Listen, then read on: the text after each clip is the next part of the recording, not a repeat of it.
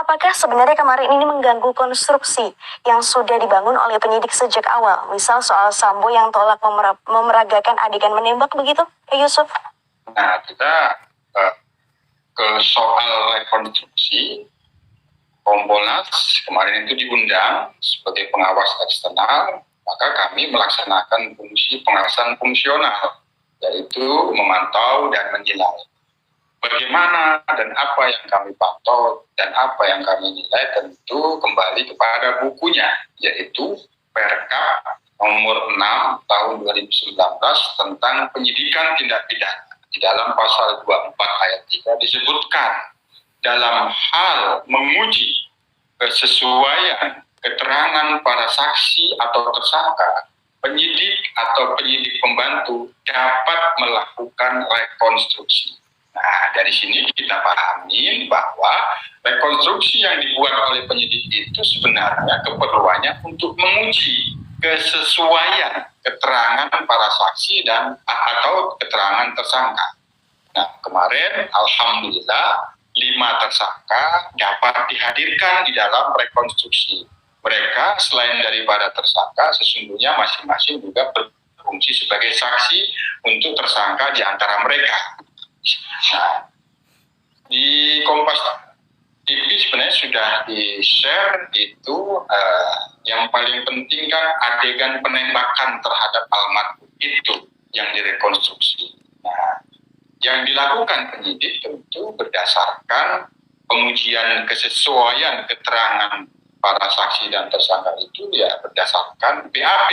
Nah, apa yang dijelaskan Baradae terutama. Nah, animasi tentang konstruksi yang ada di Polri TV itu adalah konstruksi yang dimaksud di dalam BAP yang itu berdasarkan keterangan Baradae.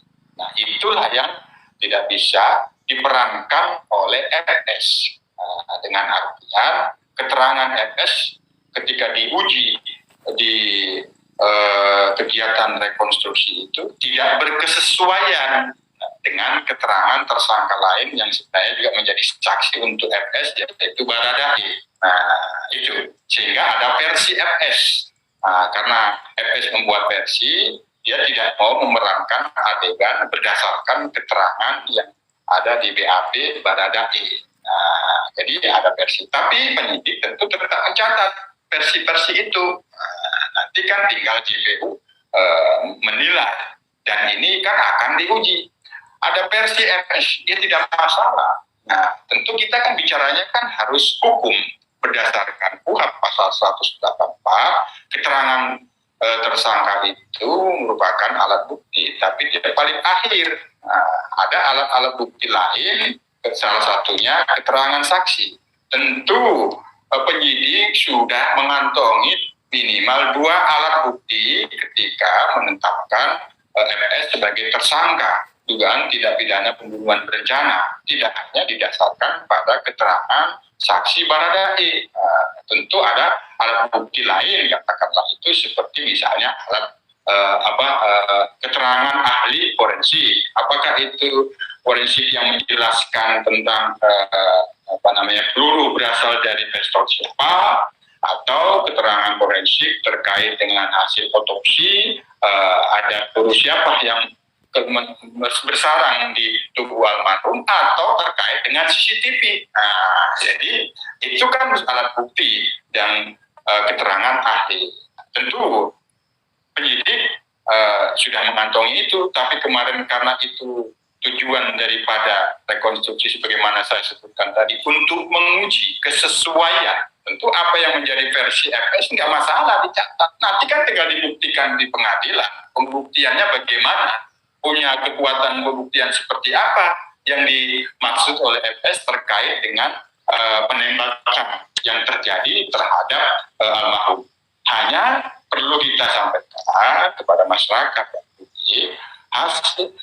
hasil rekonstruksi kemarin itu sudah ada gambaran terkait dengan konstruksi peristiwa, konstruksi hukum yang sudah ditetapkan oleh penyidik, adanya dugaan pelanggaran, adanya dugaan tindak pidana pembunuhan berencana 340 junto 338 junto 55 dan junto 56. Itu yang paling utama. Soal versi-versi itu yang pasti ada penembakan terhadap Brigadir J yang itu akhirnya meninggal di tempat. Baik, Pak Yusuf, berarti memang karena kemarin Verdi Sambo memang tidak mau melakukan adegan atau memeragakan adegan menembak karena memang itu dibuat konstruksi hukum yang dibuat penyidik berdasarkan keterangan dari Baradae. Begitu ya Pak Yusuf ya? Ya tentu tidak. Alat buktinya kan tentu yang dikantongi oleh penyidik kan tidak hanya keterangan saksi, tapi kan ada alat bukti lain. Tentu itu bisa diungkap di dalam pembuktiannya nanti di pengadilan. Itu yang paling utama. Dan Pak Yusuf, kemarin juga terkait rekonstruksi, kuasa hukum Brigadir Yosua protes karena tidak bisa mengikuti rekonstruksi. Nah, bagaimana pandangan Kompolnas terkait hal ini? Perlukah sebenarnya kuasa hukum keluarga korban juga turut hadir dalam rekonstruksi? Kami sendiri kan sebenarnya Kompolnas sebagaimana yang saya sampaikan di awal tadi diundang untuk hadir dalam kegiatan rekonstruksi. Nah, karena diundang ya tentu menghadiri undangan itu wajib.